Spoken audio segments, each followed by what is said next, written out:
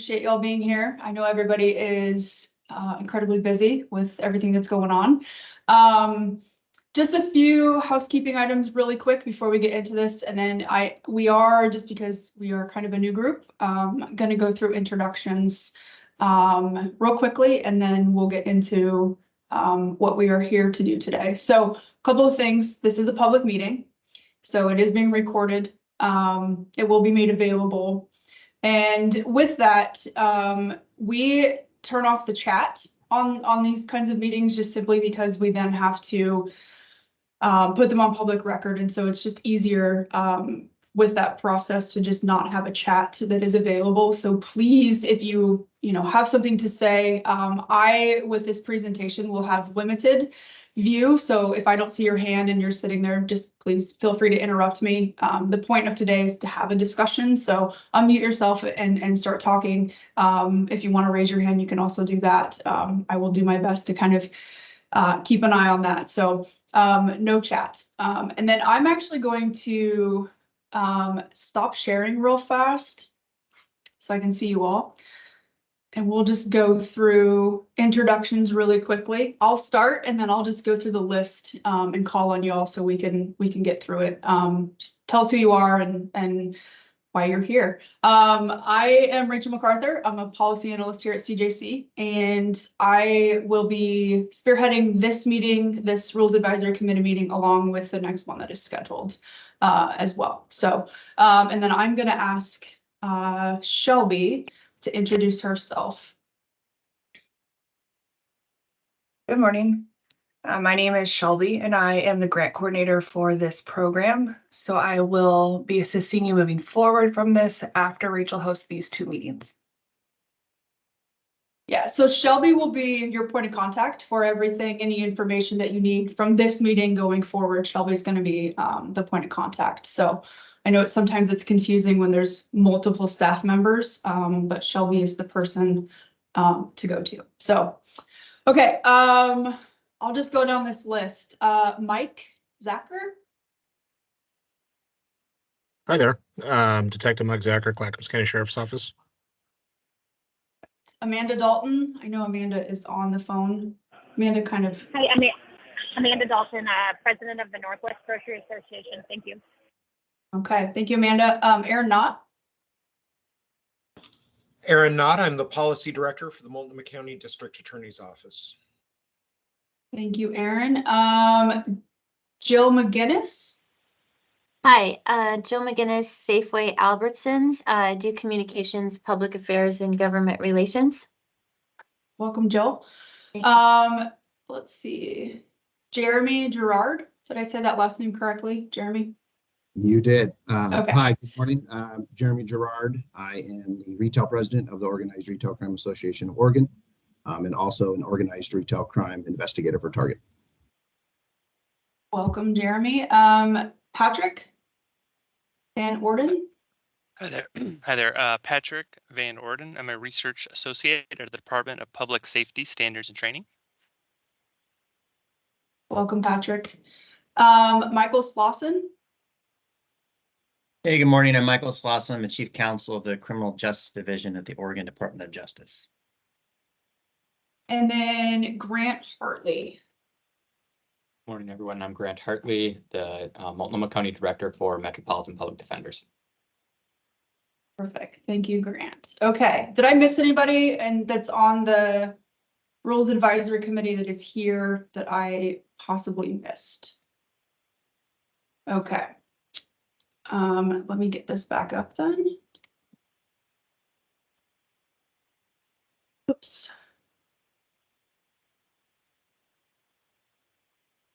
Okay, can you all see that? Perfect. Okay. One thing to note with the public meeting, for members of the public who are on this meeting, you will very shortly get a chance to speak. We will have a time for public comment. And We are going to ask that if you do have something to say, that is the time where you engage with this meeting. For the rest of the meeting, it's just going to be a conversation with the members of the Rules Advisory Committee. So if you are a member of the public and you do have a question as this meeting goes through, you can reach out to us to get clarification. But please, during this meeting, just use the public comment space to say anything if you would like. So, okay, our agenda for today, this is a very loose schedule. And we also don't have a break schedule. This is a 2-hour meeting. So if you need one, or if there is if there's something that you know, we need just to take a breather or something like that, please don't hesitate to ask for one. We absolutely can. Like I said, the majority of this meeting is to go over the rules and to have a conversation. So if there is a time where you need a break, please ask for it. So at this time, this is the time for public comment. So any member of the public that would like to say something, just please raise your hand. Please keep comments 1 to 2 minutes. And just a friendly reminder that this space is not to ask questions. It's just to make statements only. So we're not able to answer any questions at the time. So just please keep your comments to statements. So anybody out there want to use this time for public comment?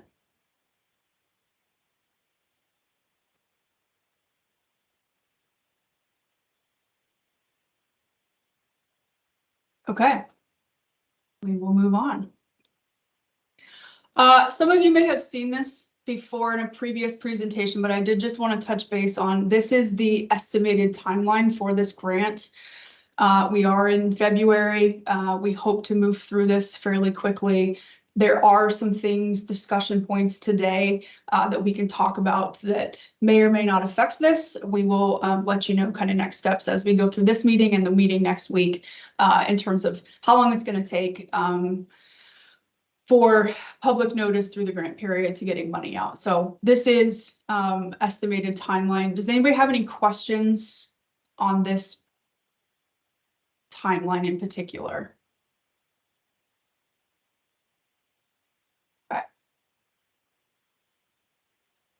Just a reminder of why we're here.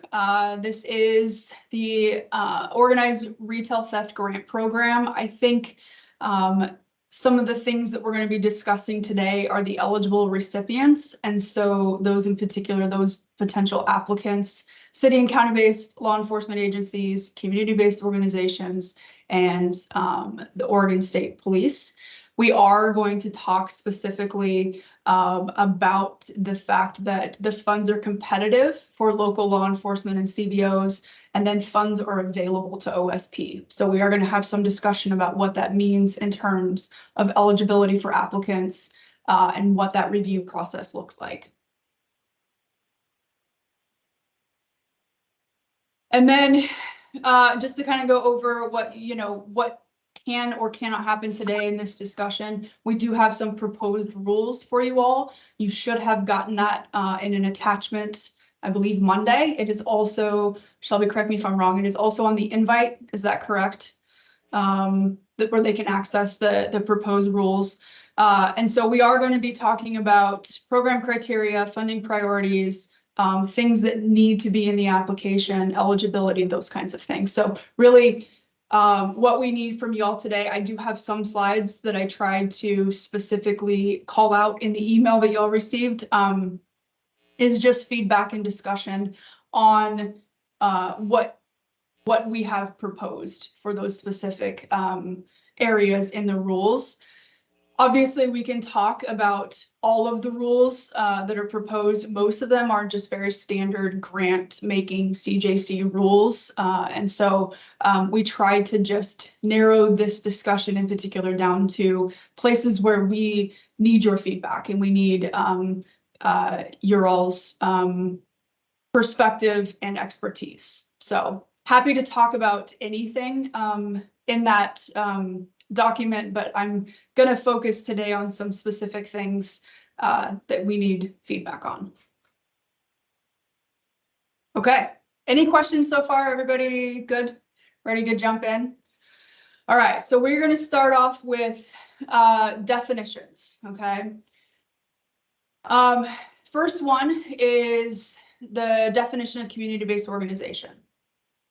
So this current definition of CBOs is the one that is used, is the most current up-to-date definition of a CBO that is used at CJC. And so what we would like to hear from y'all today is, does this fit for this grant? Does it need something else? Does it need more clarity? And also beyond that, who do you all see as CBOs for this grant based on this particular definition?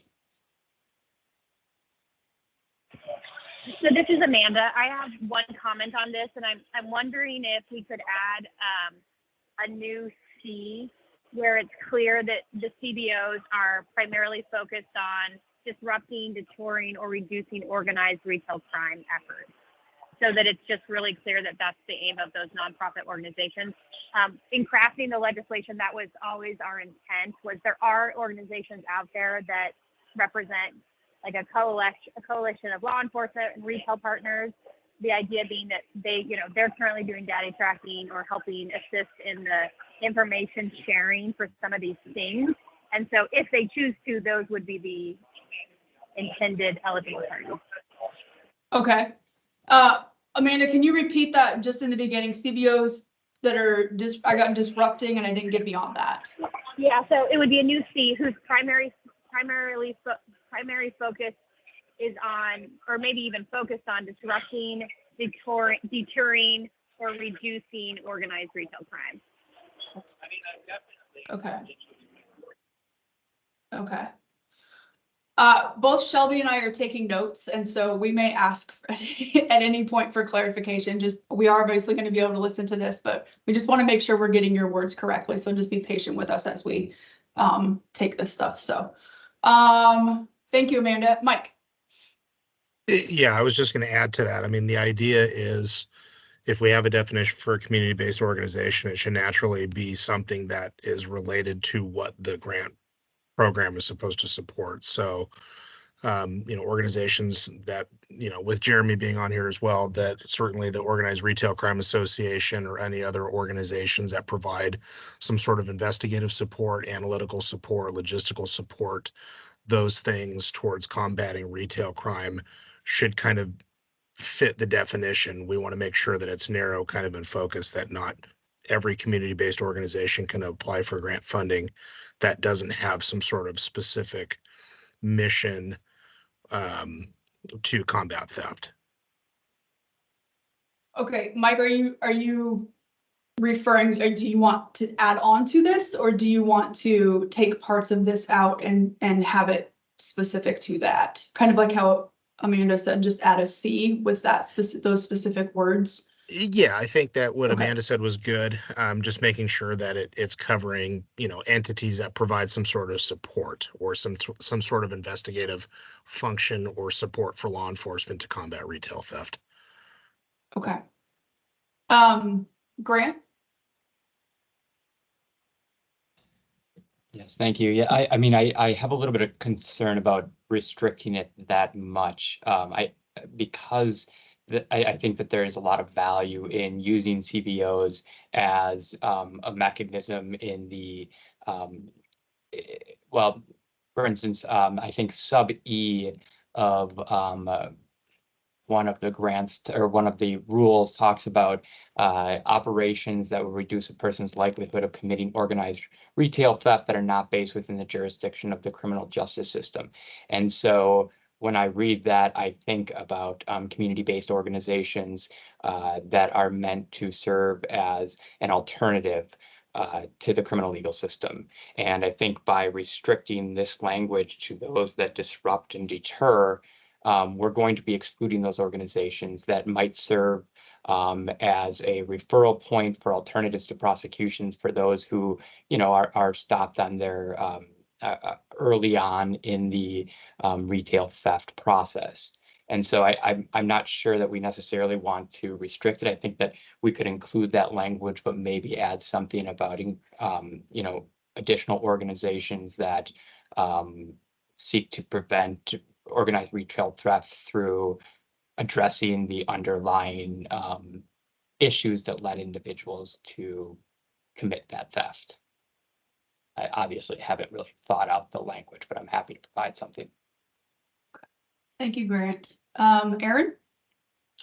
I've sort of been wrestling with the same thing that Grant just raised, but coming at it from the other direction. I do think we have a problem with the definition around the purpose of the CBO being, I mean, I think it needs narrowing. The way it's written now, when you go down to the provision that Grant just talked about, I could make a very good argument that investments in early child education or drug treatment or housing have the effect of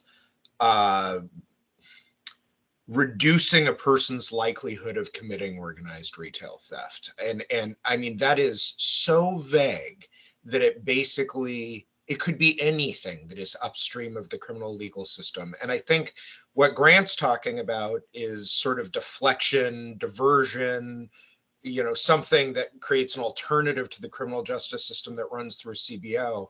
I can see why that's relevant, but if we want to go in that direction, I think we need to narrow down to something far more proximate to organized retail theft than the language we have in subsection E right now, which is just anything that has preventative value. Okay.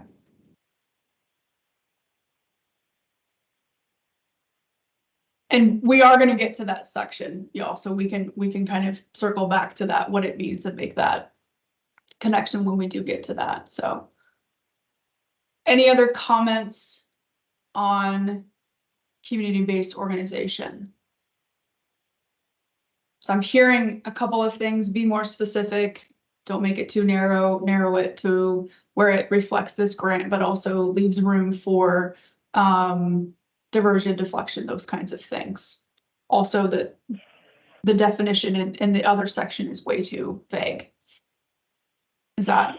I do have one more just technical ask on the, it looks like under B that they could, the nonprofit or the, I guess, yet to be a 501c3 could have a fiscal sponsor. In our experience, this typically means that they're new or startups, so they come to the table without the experience that we would ask, especially given, one, the limited funds that the legislature approved specific to the organized retail theft effort, but two, because of the limited duration we have to get these funds out and to show that they're actually working out in the community. Our preference would be that we remove that and rely solely on kind of those well-established 501c3 organizations that can come to the table with a track record of success. Okay.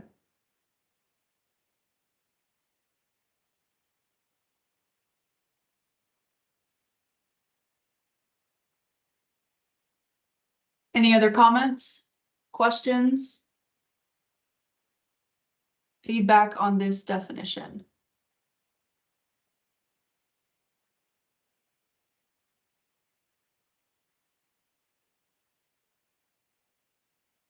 Okay.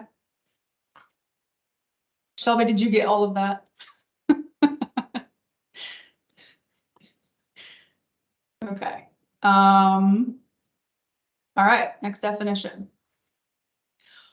Organized retail theft. So in the rules, we do refer the version you all got, the proposed ones, we do refer to you to the ORS, and this is that definition. Essentially, we just need to know if there's anything that needs to be added for the eligibility process. So in terms of eligible applicants, is this an appropriate definition? Or is there any specificity that needs to be added when thinking about who is going to be eligible to apply for this grant?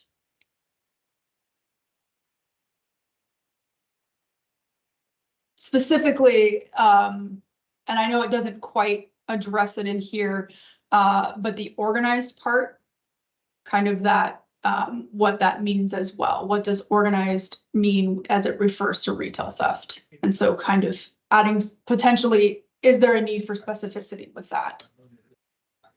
Yeah, I would say that, I mean, this is addressing organized retail theft, but when we're doing retail theft missions and those kind of things to curb this, it's not necessarily just organized retail theft, because you can have individuals who are going on their own and stealing large quantities of stuff just to then go and find some suspected or proposed buyer down the road. So the person may be engaging in like theft in the first degree, aggravated theft, those kind of things. And until they find a buyer, well, then it's just a theft. So it's not necessarily organized.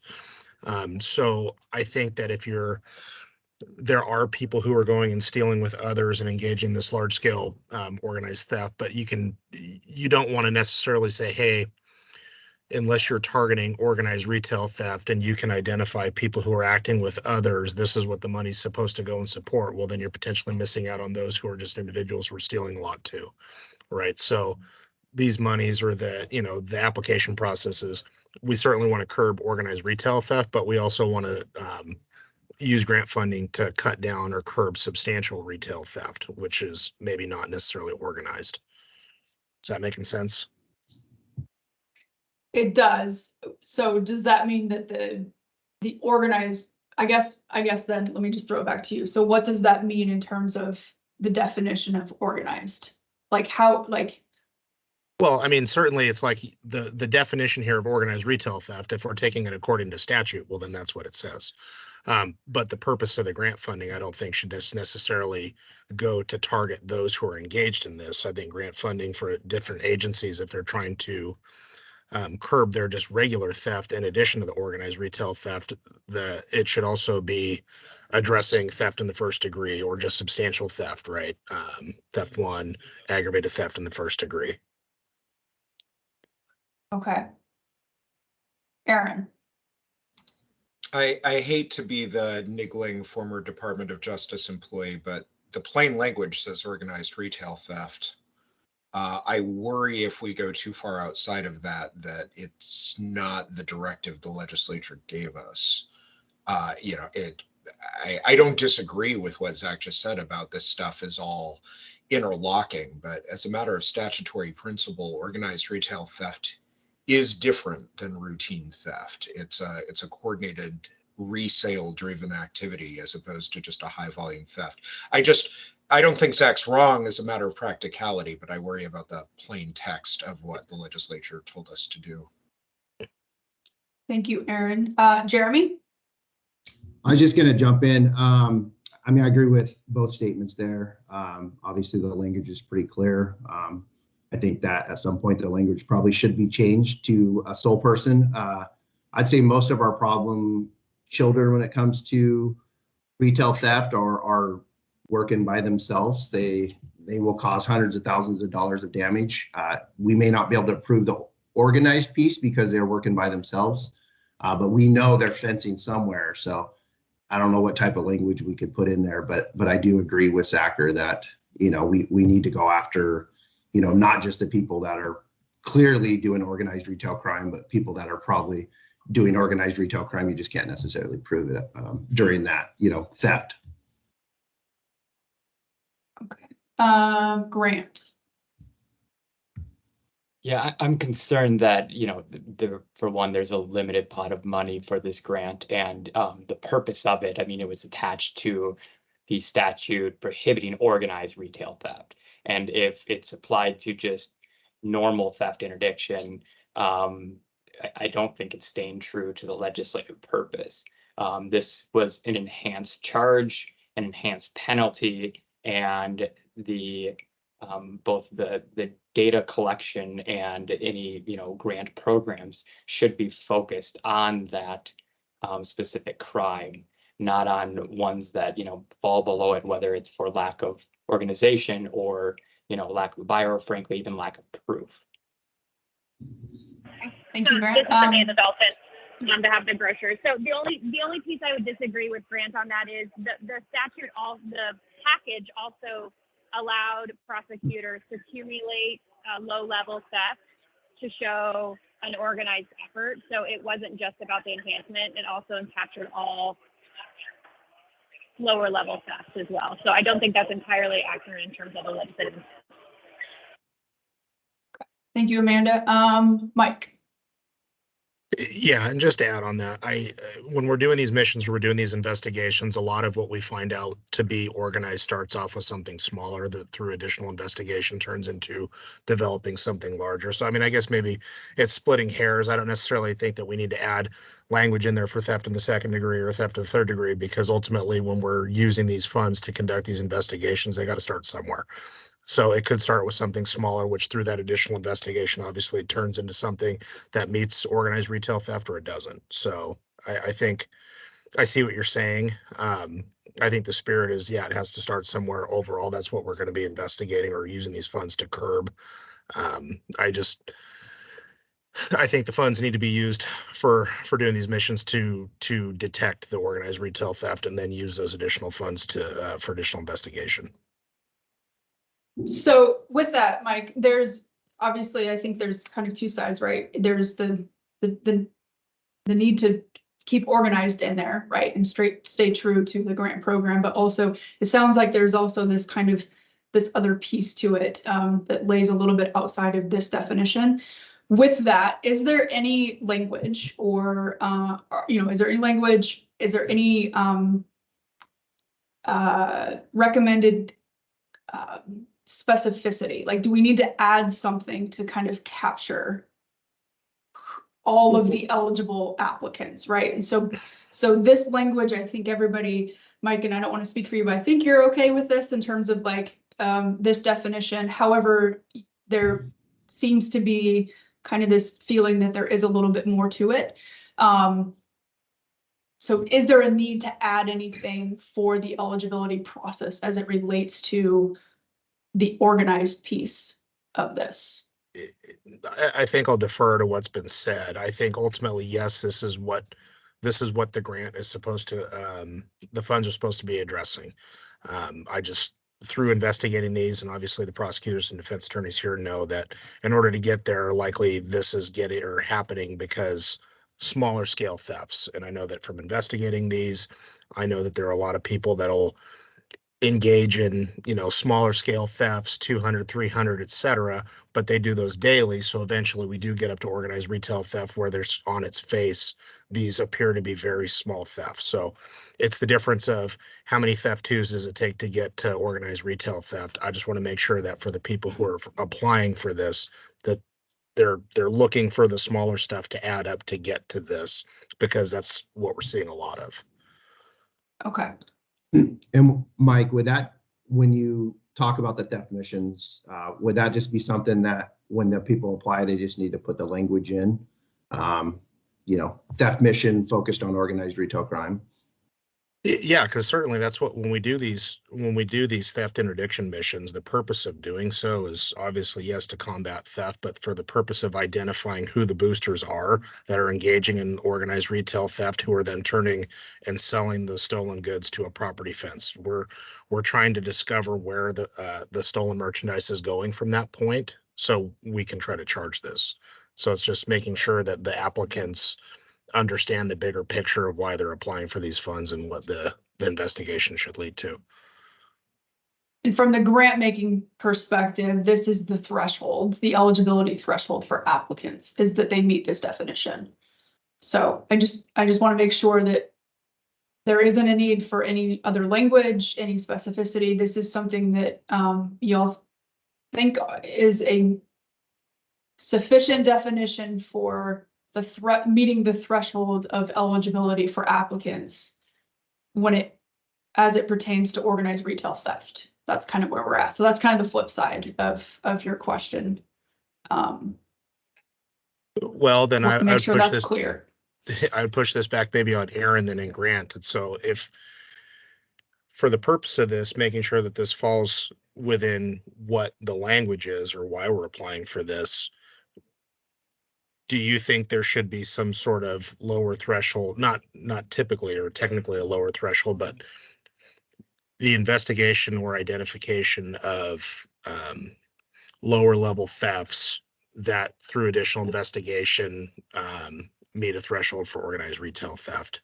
I don't necessarily want to, this is what we're working towards, but I want to make sure that we have mechanisms in place for the applicants to right, hey, we want to use these funds to investigate this stuff, but we know that investigating it comes through identifying smaller thefts.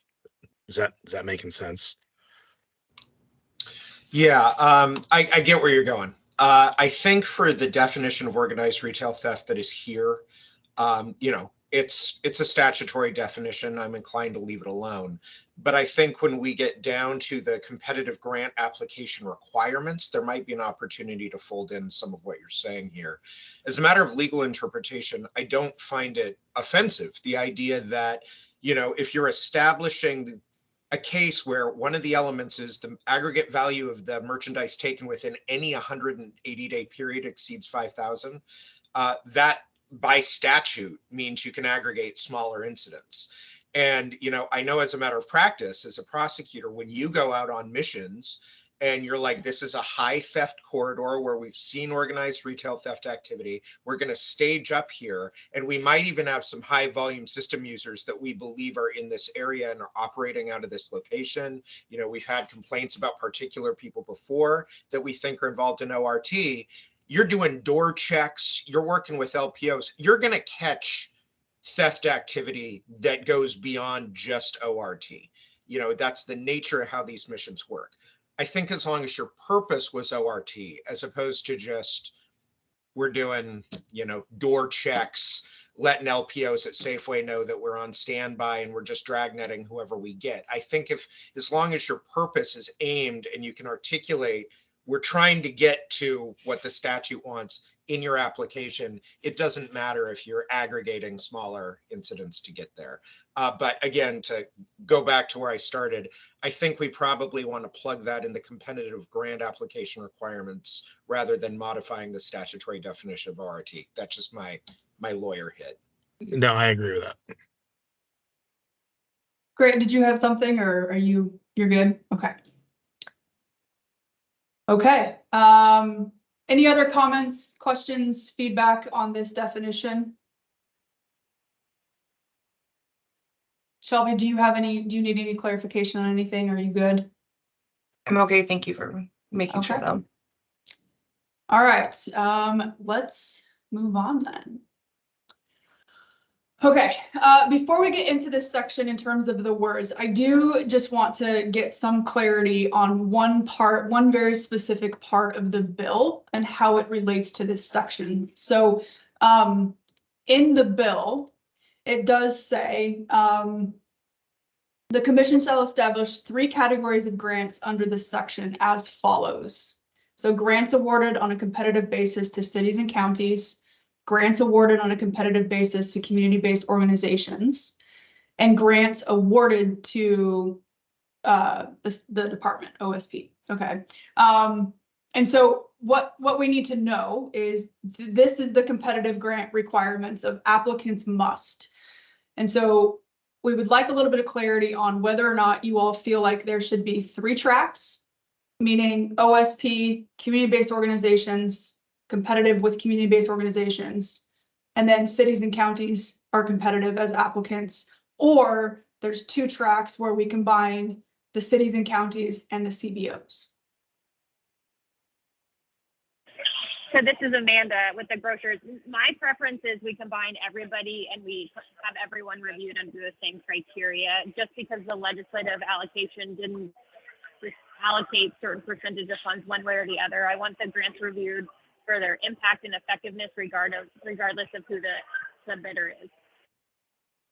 Okay, so you're in favor of 2 tracks, the set aside for OSP, which we will get to, as well as the competitive process being for cities, counties, and CBOs, kind of in the same track, for the same pot of money. Yes, I guess my question is, why can't we just have 1 track? I guess I'm a little unclear why there has to be a separate one for OSP. The bill just requires that to be, it's not a competitive, that particular piece is not competitive. And so it will be a set aside. It will just be awarded to them. We can have a discussion about what that set aside looks like. Your other option as well would be to do a set aside for CBOs. If you wanted to go the 3 tracks, you could have a set aside for OSP, a set aside for CBOs. it would still be competitive within that amount. And then the rest going to cities and counties. If that, Can you share what the agency is relying on for the legislative intent that the OSP was meant to be a direct, non-competitive allocation? yeah, in the bill, it specifically talks about, sorry, let me pull this up. I mean, I see the 3 categories. I guess because we helped draft it, I think it was just the 3 categories of grants that could be awarded, not the 3 categories of grants that should be awarded. The difference in like 3 eligible pools, not necessarily separate reviews. Yeah, the difference in language is that it's on a competitive basis versus awarded.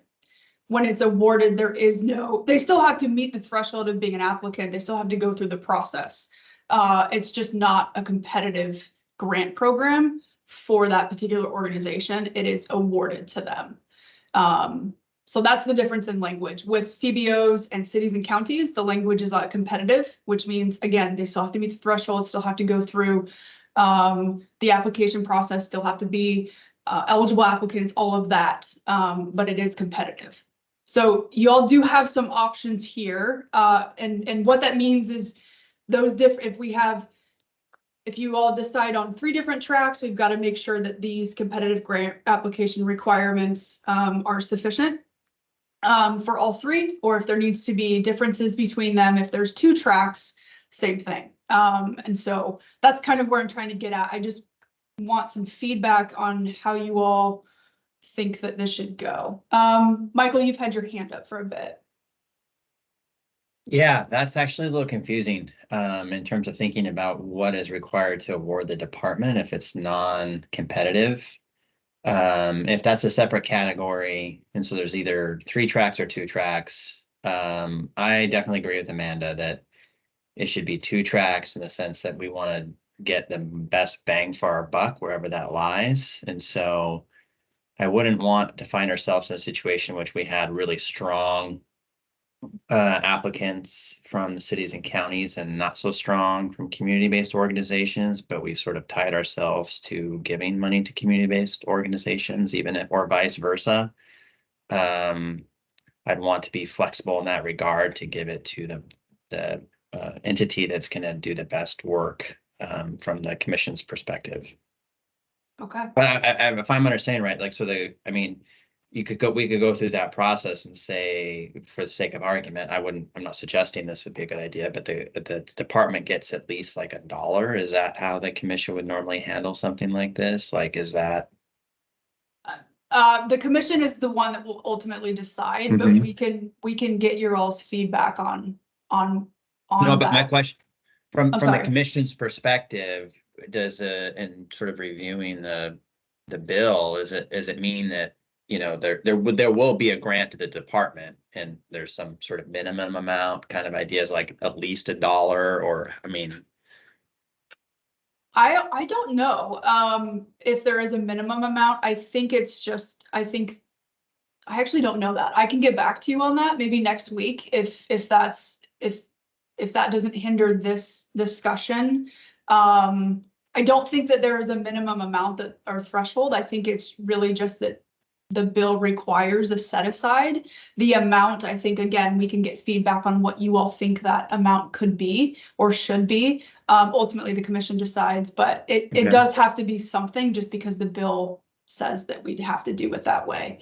But in my experience here, there's never been discussion of a minimum amount, just that it does have to be set aside for them, and then the amount has to just make sense for the grant.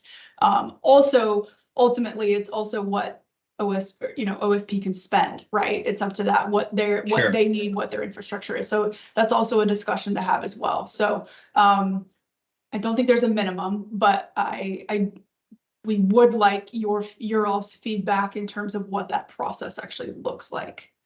So does that answer your question? Sorry, I don't know. Yeah, and I'm gonna, just so you know, I've got to travel, so I'm gonna try switching to my phone and participate as long as I can. Okay, thank you so much for your input so far. I think Grant is next. Thank you. I mean, I would be supportive of the 3-track process, primarily because we know with track 1 with OSP, that money is going to be going to law enforcement programs.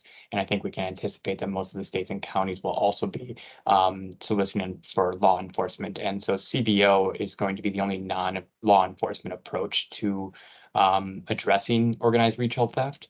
And I think it's important to carve that out. One of the reasons that we're in this situation is that traditional law enforcement has not necessarily been as effective in dealing with organized retail theft. And so it's important to explore alternatives to that. And the only way that it happens is if grant funds are given to CBOs to come up with alternatives.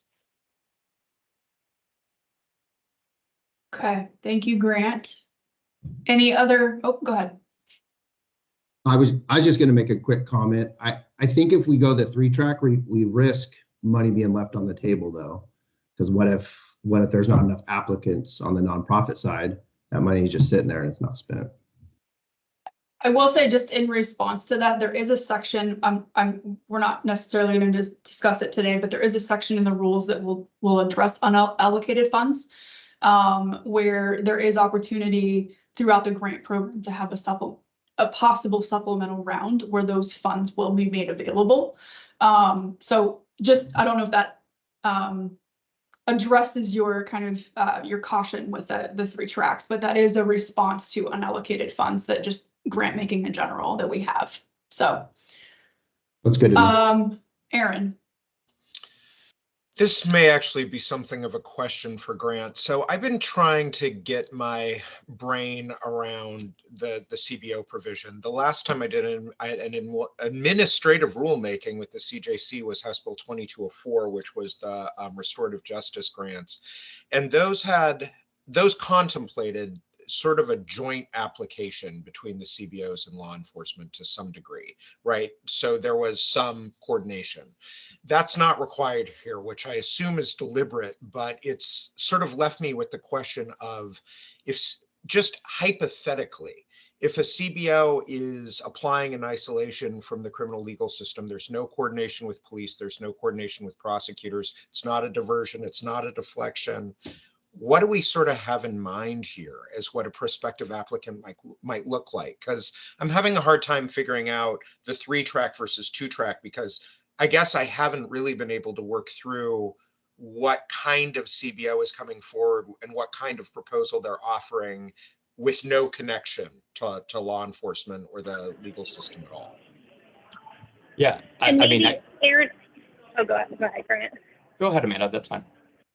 I was just going to say, I will tell you our intent, and Grant, I understand where you're headed. I just think, unfortunately, we didn't have any of those conversations with your stakeholders on the front end of this bill, and you guys were really absent in the advocacy of pushing through the funds. So I can tell you from the drafter's perspective and the sponsor's perspective, the CBOs intended by the bill were largely organizations like the Oregon Retail Crime Association, that is the partnership between retail and law enforcement partners, that again is that information sharing, data collection, targeting kind of those high-risk individuals. That was the intent of the language as it relates to the CBO. So to answer Aaron's question, I don't know beyond that who would be eligible for that, because they were not present at all during any of the discussions during the legislative session.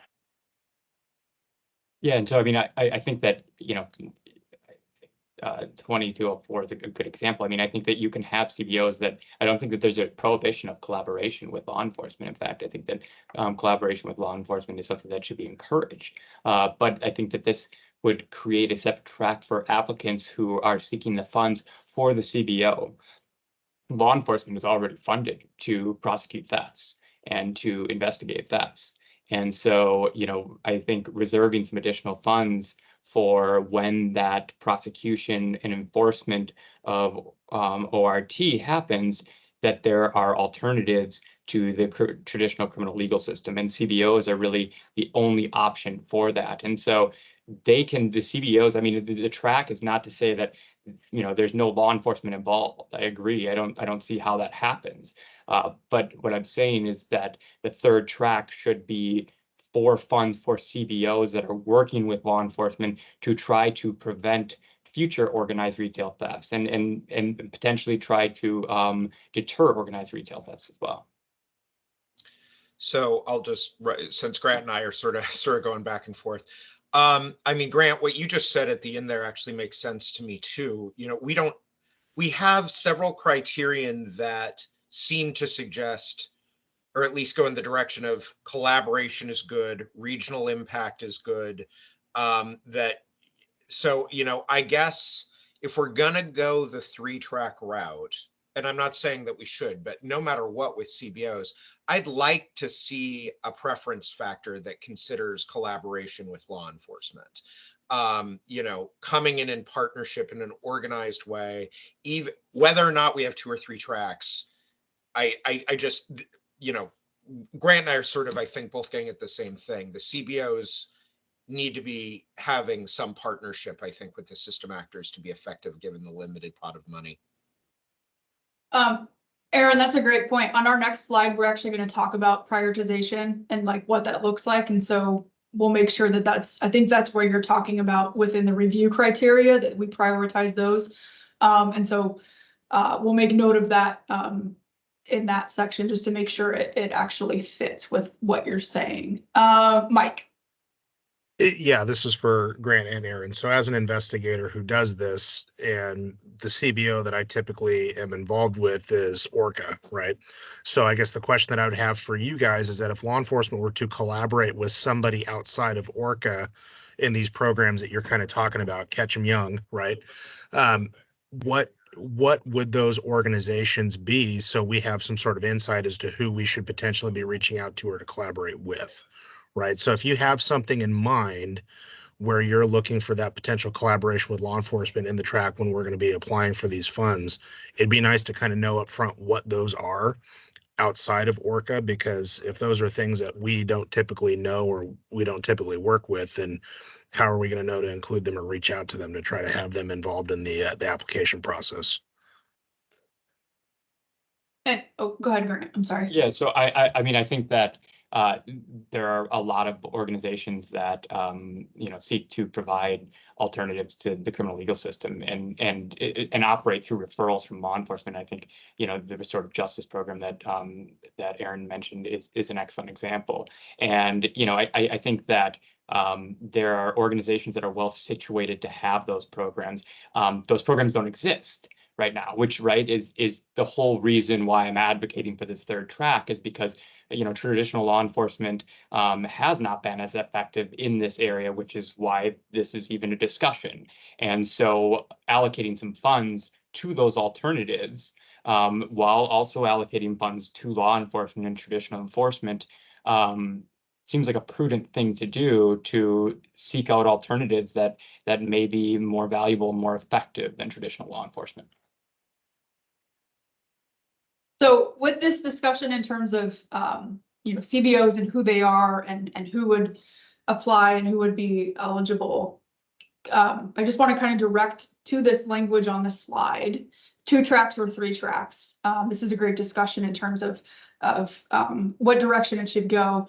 The applicants, whether it is 2 or 3 tracks, would have, I just want to make sure this language is sufficient to apply to all, right? In terms of what they must do to apply. So this is the competitive part. This kind of takes out OSP. But if we do a track for CBOs and a track for law enforcement and counties and cities, does this work along those 2 tracks, or does it make more sense to combine them, or does it matter in terms of this? Either way would work. So just some feedback based on these conversations that we've just had about the tracks. Does this language on this slide make sense?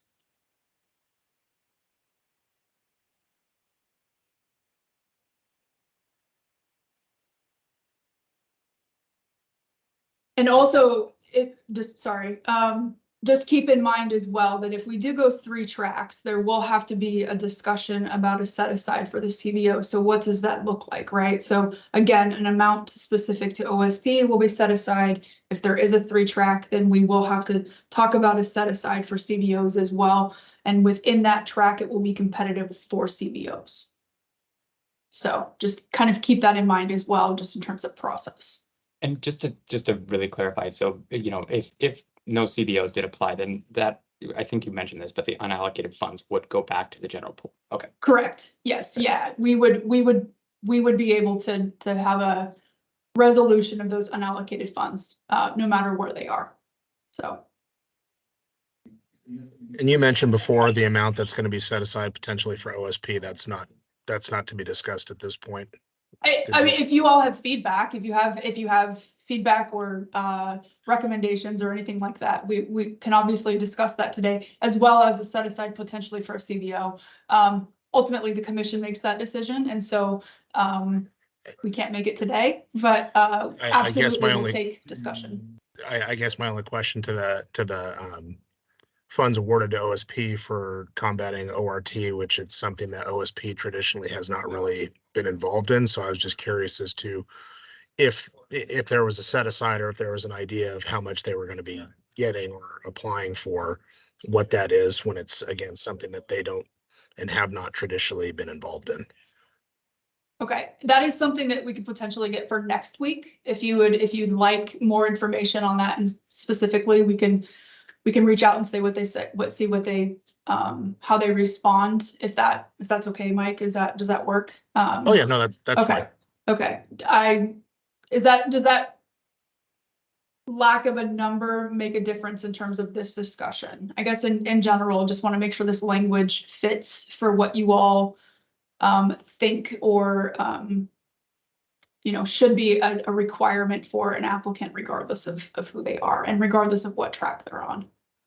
Does this make sense? Yes, the language seems to be reasonable. Okay.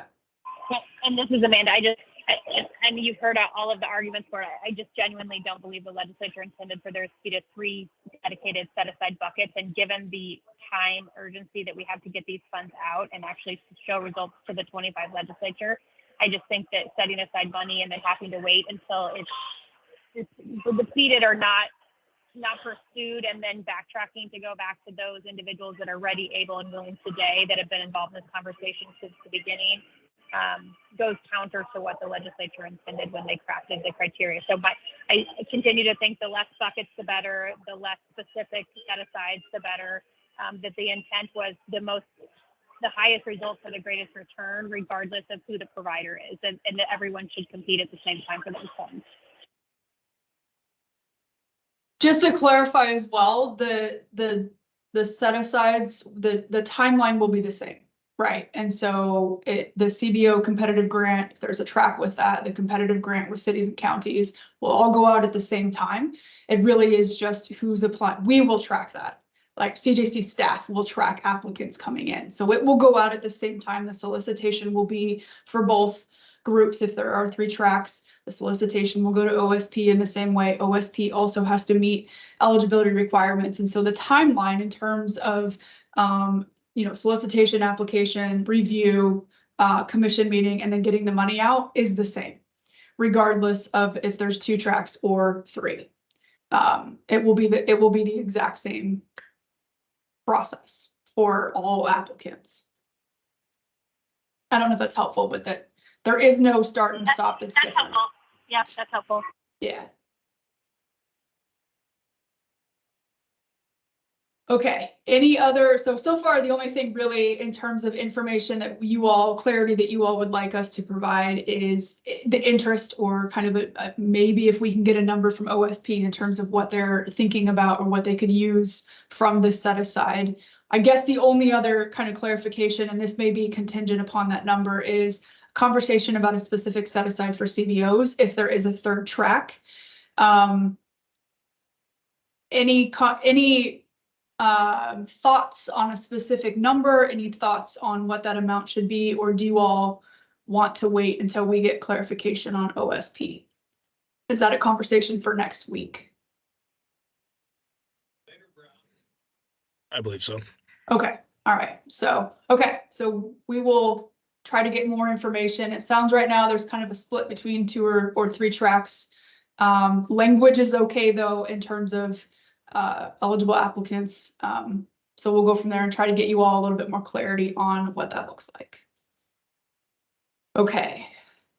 I apologize if this text is too small. I just realized that I made it small. So I'm very sorry. This is the review criteria. So this is what the commission will prioritize in the review of applications. And so Aaron, this is what I was referring to you just to kind of make your point about prioritizing or adding some language of collaboration. And I don't know if we do have something that kind of alludes to that in C. I don't know if that is something that is sufficient for what you were talking about, or if there's any more specificity in this language needed. Well, I mean, I think it's close. It's just, if you have CBO, you know, we sort of talked about the value of a CBO collaborating with systems actors, maybe, you know, either to augment investigative capacity of law enforcement. We've heard those examples, or what Grant raised in terms of like deflection or diversion alternatives. I don't know that that would ever be established by somebody coming in and only satisfying the provision of evidence of collaboration with any other organizations, sort of in a circle. I do think that the CBOs need to, I mean, the factors are retailers and law enforcement agencies. The fact that a CBO could come in and say, you know, we work with housing providers and we work with behavioral health folks, and we have great relationships with other organizations, but they don't necessarily connect back, I think shouldn't satisfy this provision. So Okay. I'd like to see a law enforcement and retailers are the preferred collaborators. Okay, so in this then, would you like us to add the specific, like add language, or take out any other organizations in that, in C? Is that what you're, if we took out any other organizations, is that sufficient to what you're saying? Or do you want to add another one that's just specific to that? I mean, if somebody can tell me what any other organizations means, yeah, I might be happy with it. But right now, it is one of those provisions where it seems like we've just opened the door to collaboration with literally anybody being a positive. So I would recommend striking it, but I'm open to hear from somebody who disagrees. So Aaron, maybe like organizations that have a purpose of combating retail crime, right? So you're identifying, or you're trying to narrow down what the purpose of that organization is and how they're going to function with law enforcement to combat retail crime. Is that a little bit closer? I mean, I almost don't even need that, you know, because if we, let's say there is a nonprofit that just does criminogenic data analysis generally, and what they're good at is spotting high volume system users across multiple contacts using like algorithms that search video surveillance, right? Mm-hmm. You might want to do that, but that's not specific to organized retail theft. So I would rather, it's the partnership with law enforcement and retailers that I think I want to focus on, not the purpose of the primary purpose of the organization. So maybe change any other organizations to organizations that partner with retailers and law enforcement. I would just scratch that. I think evidence of collaboration with retailers and law enforcement agencies means they're going to have to explain, you know, how they're focused on it. So yeah. I would just, at this point, I think you should just strike any other organizations.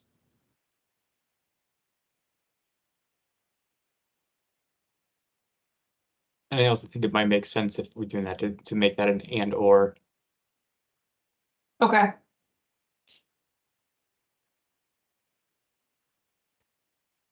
Any other, is there anything that you all feel is missing on this? Because remember, this is what the commission will prioritize when looking at applications. I guess I'm just a bit confused by the first two. And I'm wondering if maybe someone can give an example of what that would look like in an application. So I can just say the A and B go back to kind of that initial conversation that we had about organized. And so this is what I was talking about, kind of making that link with that conversation that we had previously, just making sure that A and B actually makes sense in terms of, is it capturing that organized retail theft definition? Like, is that being met? So it's kind of an attempt to connect that conversation, and then to go further, D and E are the attempt to capture OSP, and then E, I can't remember who brought this up in the previous when we were talking about definitions. E is an attempt to link it to CBOs. So sorry, I should have set that up that way. But that's kind of how this is broken down. So Aaron, go ahead. So I have a couple of comments. Grant, I think the way A and B are written is confusing right now. And I think it's actually just phrasing. So you have an application, like I'm Multnomah County, and I apply and I say, there's evidence of organized retail theft that places retail employees at risk of physical injury, and there's evidence of retail theft that's connected to organized crime. Don't we want this to say that the proposal would combat those things as opposed to just have evidence of them? Because I can, Multnomah, I mean, it would be easy for me There's to apply evidence. and say those things are present. I think it. Yeah, I think it. Aaron, I it was needs- getting hung up on the word evidence too. I think that would help, like a focus on or prioritization of maybe. Yeah, or ability to address. I mean, because right now it's sort of just asking for a proffer of like, I have evidence that these things are here, but not necessarily that I can do anything about them. So I found that phrasing confusing. I want to talk about E too, but we can come back to that if you want to focus on A and B first. Just one sec, just to get clarity on that. So for both A and B, if the language was changed to an ability to, however, right? Like if we just turn that phrasing in, is that sufficient? Rather than just evidence, or what language would you like? I just want to make sure we're specific. Ability to address, maybe Okay. rather than evidence. So ability to address organized retail theft that causes Okay. risk of injury, and address retail theft that is connected to organized crime. Okay. Anybody have any comments on that change?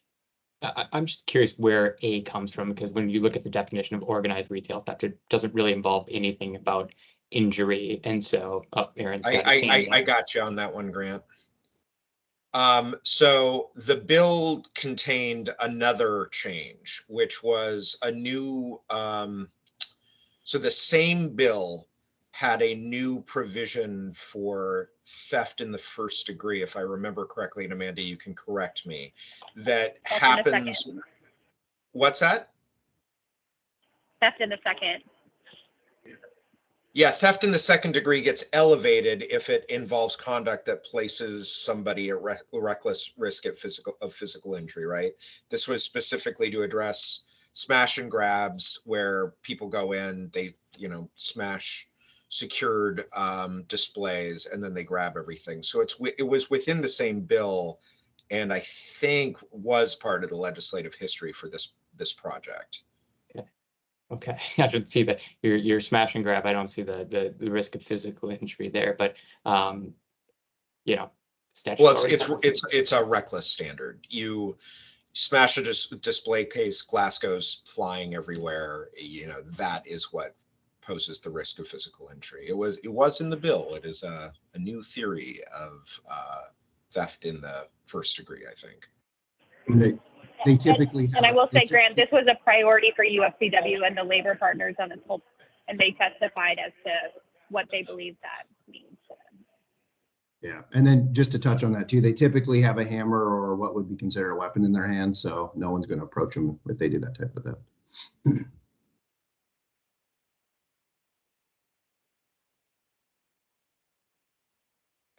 Are A and B with the language that Aaron suggested sufficient for the commission to prioritize these particular things in an application? Is everybody Yes. okay with that? Okay. And then we did talk about C in terms of striking organizations. D is just specific to OSP, and so I know that there was some discussion previously about E. And based on kind of the conversations that we've had during this meeting about CBOs, just wanted to call that out. That is meant to also capture CBOs. So any comments on E in particular? So Aaron, go ahead. Yeah, as I mentioned earlier, I'm struggling with the breadth of E. It just, the way it's written now, anything that reduces a person's likelihood of committing organized retail theft would qualify. And as I said earlier, I think I could make a very good argument that early childhood education, postnatal care, behavioral health, increased housing, taking lead out of gasoline, like there's so many things that cause a downstream reduction in crime. And so the way this is written now, I think it's not specific enough. We need to tether this far more proximately to organized retail theft. And I mean, when we've been talking about what CBOs are contemplated, ORCA and some of the other things, not based within the jurisdiction of the criminal justice system. I mean, I guess I'd be curious if anybody knows how that language got in, because this does sound deflectionary and upstream of the criminal justice system rather than CBOs that are working to enhance the functionality of the criminal justice system. So I don't know if anybody else has any insight on this, but I think this language does need to change.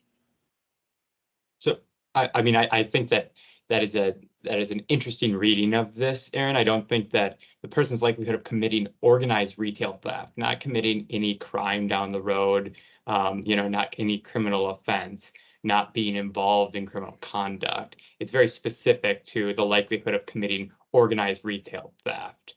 I think that language would limit it to CBOs that are providing services or resources to those who have either committed it or have been identified as at risk of committing organized retail theft. I think the language already, it doesn't say the likelihood of committing crime. I think the language already provides guardrails to prevent sort of the, lead in the water sort of argument. I mean, this may be a point of just disagreement between Grant and I, but I'm still not sure I agree with that. If you try to describe the population that is at risk of committing organized retail theft, because I don't think this goes all the way to somebody who has committed organized retail theft, or we know beyond a reasonable doubt is about to, that population is often drug addicted. That population is often struggling with poverty to some degree, some of them, because ORT involves both the people that are making real money and then the people they have running for them that are engaged in ORT that are making much less. So I do think, Grant, I could make a very reasonable argument for behavioral health support, housing support, vocational training, all being things that the target population that would demonstrably reduce recidivism for the target population. That's not coherent in terms of this grant, though. So I do continue to think this language is overbroad. And again, if somebody could give me a little bit more information about how this line got here, because I don't think it was in the bill explicitly. So is it standard CJC language? Like, how did E get in this form? Yeah, it was just an attempt to kind of capture CB. So kind of with this conversation, there has been some difficulty in identifying what CBOs are actually going to look like, what type of CBO is actually going to be applying for this grant, right? And so it was an attempt to kind of capture CBOs without quite being able to identify what CBOs are going to be applying. And so capturing the definition of a CBO that we talked about at the beginning, also, the requirements for an application, and then at the same time, without a clear understanding of what that CBO actually looks like. It was just an attempt to kind of capture or have a place where CBOs would be prioritized. And so that's kind of where that language came from, is just that. And I think as we've gone through today, kind of these conversations with who you all think, what CBOs you all think will be applying, or who you have in mind and things like that. This language may not be clear enough or be specific enough, and just based on this conversation. So that's where that language initially came from, Aaron. And clearly it sounds as though it could be a little bit more specific based on the conversations that we've had today. And Mike, I know you're unmuted. I just have one thing. If there is kind of a happy medium between, Grant's point of, we don't know who's going to apply in terms of CBOs, and then Aaron kind of being a little bit more specific, that might be a pretty good place to land if you all can find that place. Okay, go ahead, Mike, sorry. Yeah, and what I was going to add to that with Aaron's point is that from investigating this, I certainly know that the majority of people that I've encountered who are engaging this are drug addled, who don't have housing, who are doing so for the purpose of selling to a fence to get cash to go and use more drugs or go find a motel to stay in. So if a CBO stepped in that was in some way involved in either housing or treatment, said, I would like $1 million to support, well, it's like I don't think that was necessarily the spirit of, like what Amanda said earlier, that we were developing this grant program. So we would just want to be a little more specific into who's eligible for that, or like the spirit of where these funds are going to go. So if you change the language to grant funded organizations that address the underlying causes of organized retail theft and targets those who have committed or who are at risk of committing organized retail theft, I think you would have a more narrower population and wouldn't run into sort of these vagueness issues. But by that same token, if you say addressing the underlying root causes of that, then you're essentially eliminating ORCA's involvement in that, because as a CBO, ORCA is not addressing the root causes of drug addiction, homelessness, those kind of things. So I'd also be kind of careful how I would phrase that. And what I feel like we would need a referral process in place, and I don't believe we have that. I don't know. I guess I'm just curious how that would even work if there was a CBO that would be able to work with law enforcement, or maybe there is, I just don't know about. Aaron, sorry. No problem. Okay, get ready for a hot take. I don't know that we need E at all.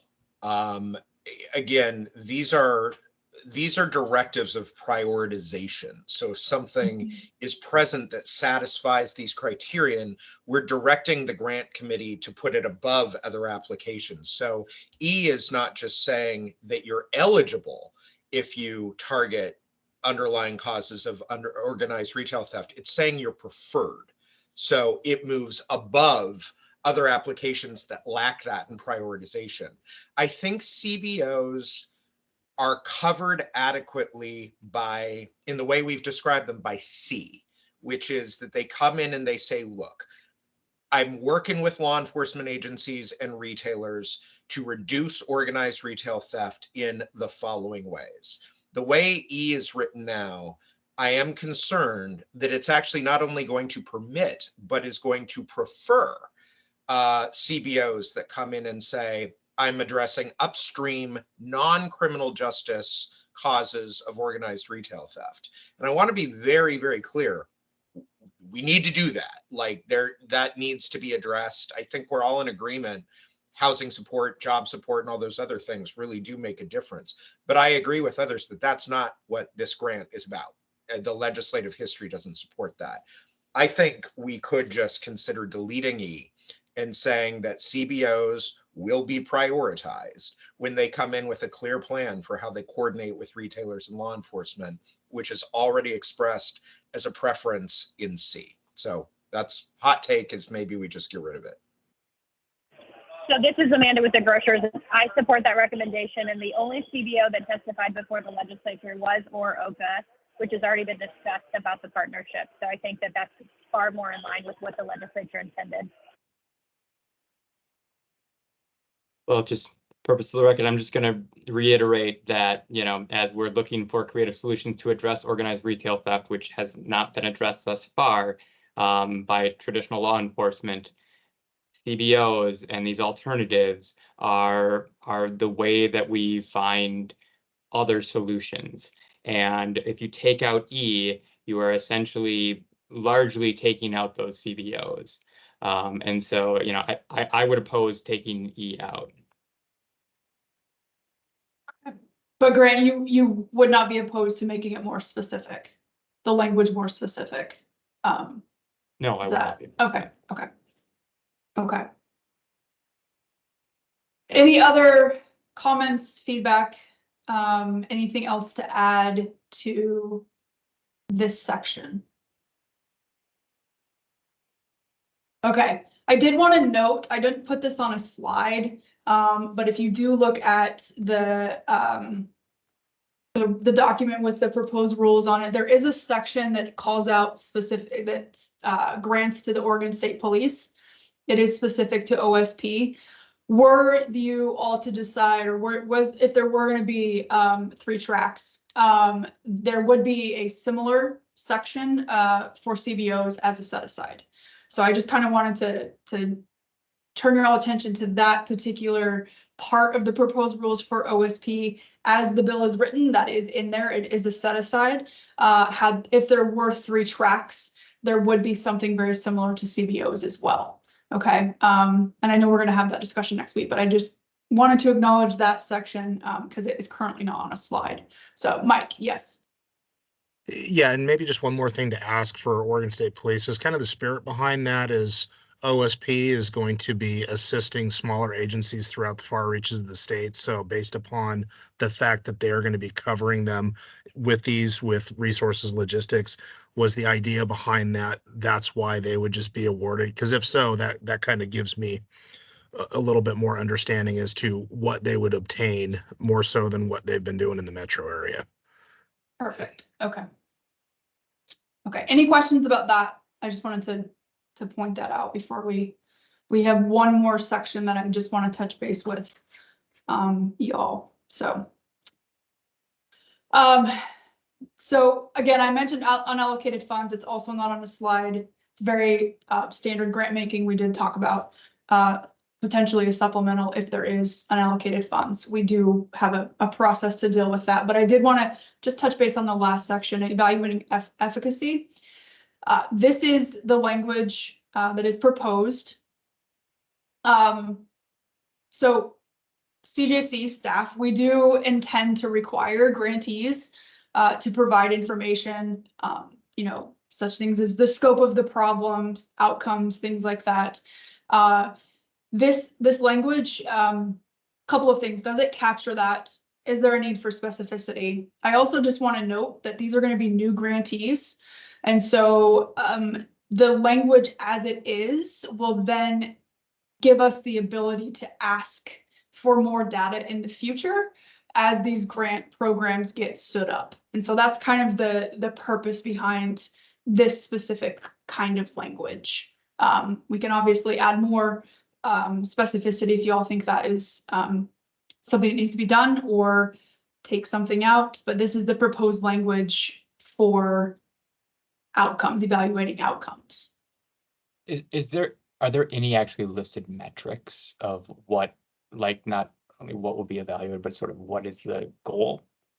Yeah, so that would be something that we would determine in the actual grant process, based on application questions and things like that, and how we would measure. That would be throughout the grant period. So we wouldn't, I mean, we can specifically put those in rule if you'd like, but just to keep in mind, these are new they're going to be new grantees, and so the data itself that, you know, we could ask for may take a bit to be able to get anything back from them, just because they are going to be standing up a new program. So we can add that. We typically do that during the grant process, but if you had something specific in mind that you felt was relevant to be put in rule, we'll absolutely take that under consideration. So, Mike? Yeah, I would imagine that when you're going through and you're looking at the results at the end of this, the likelihood would be, okay, of these, how many persons engaged in ORT did you identify? How many property fences potentially did you locate upstream? How much recovered merchandise? How much recovered cash? Blah blah blah blah blah. It'd be essentially like reconciling HIDA stats or anything like that as the outcome of what the source of your funds were and how effective they were.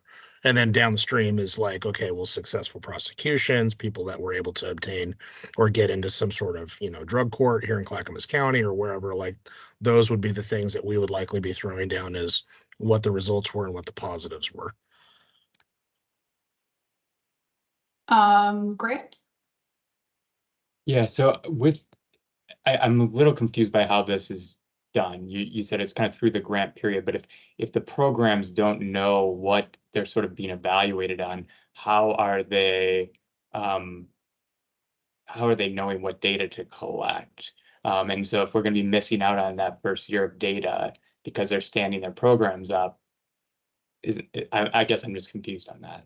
Yeah, I think I misspoke. They will know what they're being evaluated on as they get money and as we go through the grant. I guess we typically tend to not put specific language in the rules because then it kind of locks in what we can observe, right? And what we can collect and things like that. And also we had this we just had a restorative justice grant program. Is probably the newest grant program that we've had here at CJC. And it took them a bit to kind of get the data that we were asking for to a point where it could be evaluated. So that does take time. They were very aware of what the expectation was when they got the money. And as we kind of move through that process, it just takes time. And so if there is, we try to make it as broad as possible in rule, just so that we can then go back and ask for something as detailed as what Mike was talking about within the grant program. But we also want to recognize that they're new grantees, and this process tends to take a bit, which is why it's so vague. So I hope that answered your, sorry, Grant, I think I just confused you, so. No, it did. Yeah. That answered my question. Thank you. Okay. Any comments, feedback, anything on this section?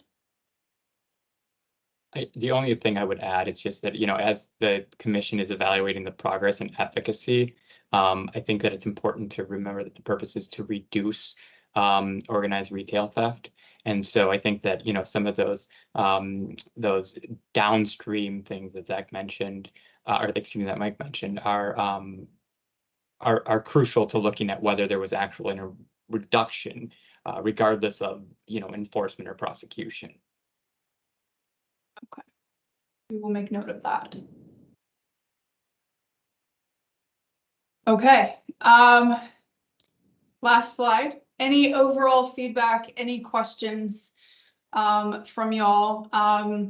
I can just go into next steps really quickly and then open it up to y'all for anything that you have to add. So a couple of things.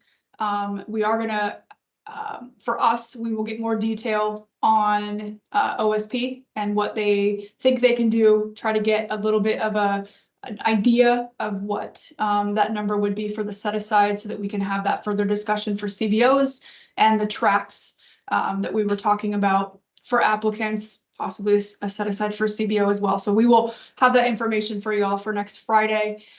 We'll take all of this feedback and language into consideration as well, and turn something back over to y'all for review.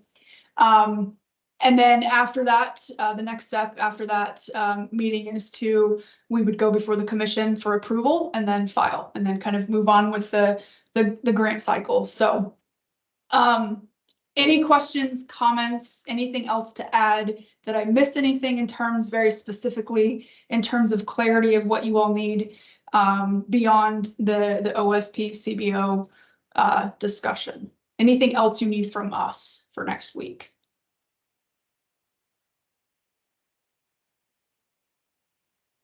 Okay.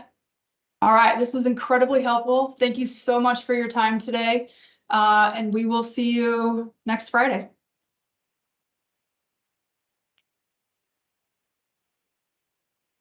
Thank you.